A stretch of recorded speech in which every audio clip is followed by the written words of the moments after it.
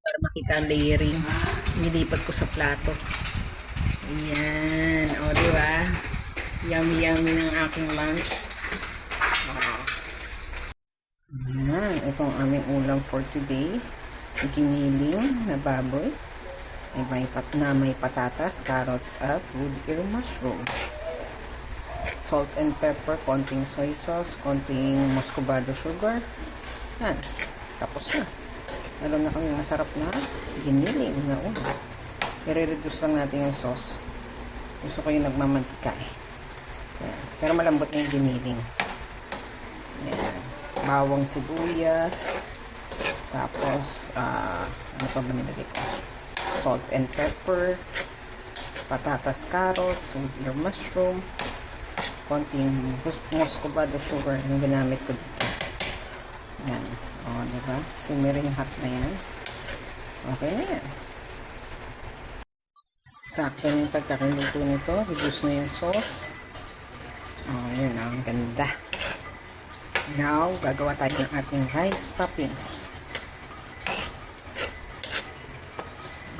Haluin lang muna natin. Final touch na halo. Papatayin ko na. Kaya luto na yan. Super lambot na rin yan. O, diba? Ito na yung ating rice. White rice. Nalagyan natin ito. So, konti-konti. Paligpigiran natin yan. Ito tayo ng rice toppings natin. Suko-suko pa talaga. Ang ganda nga nito, may ano ka pa eh. May sunny side up ka sa gitna. Dito lang tayo concentrate sa ating cup of rice natin.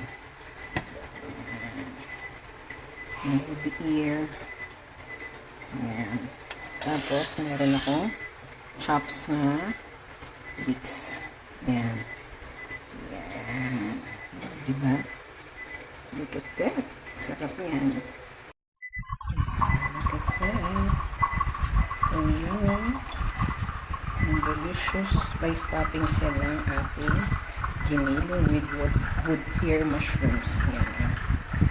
May leeks. Bigyan na natin itong perfectly cooked na sunny side up egg ko.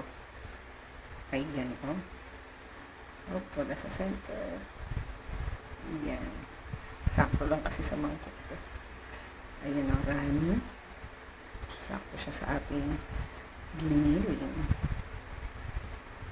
Ayan. Mahirap pag maliit lang ang ating mangkok. Pero yan. Ganda. Input natin. Para makita nyo. Ayan. Diba? Punong-puno yan. Siksik ang ating giniling. At saka yung rice. Para makita ang layering, nilipat ko sa plato. Ayan. O, diba? Yummy yummy ng aking lunch. Wow. Yan ang tama pag gano'n. Pag nawala na yung pagiging rani ng sunny side up.